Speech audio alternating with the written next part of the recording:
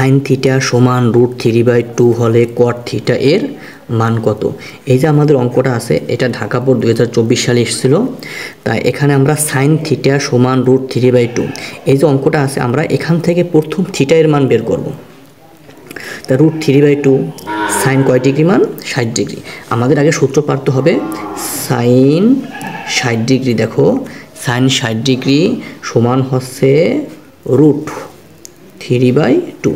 √3/2 থাকলে sign 60 degree লেখা যাবে, আবার সাইন 60 ডিগ্রি থাকলে √3/2 লেখা যাবে।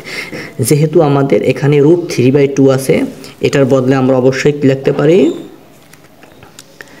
Sine theta. এই পাশে সাইন থিটা সমানের সমান, এই সাইন বাদ দিতে হলে আমাদের এই পাশেও কি লাগবে? সাইন লাগবে।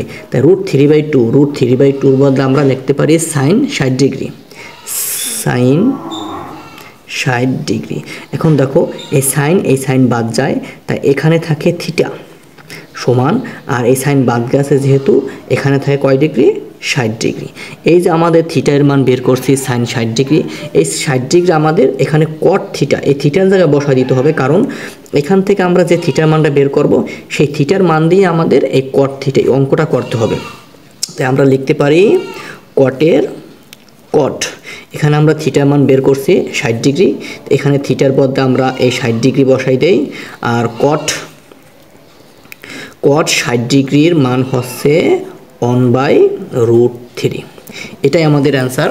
কিন্তু এই অঙ্কটার মূল থিমটা হচ্ছে যে এখান থেকে প্রথম যে থিটা এর মান বের করতে হবে, সেই থিটা এর মান আবার এই কট যে থিটা আছে থিটার জায়গায় বসায় দিলে যে মান পাওয়া যাবে ওইটাই অ্যান্সার হবে।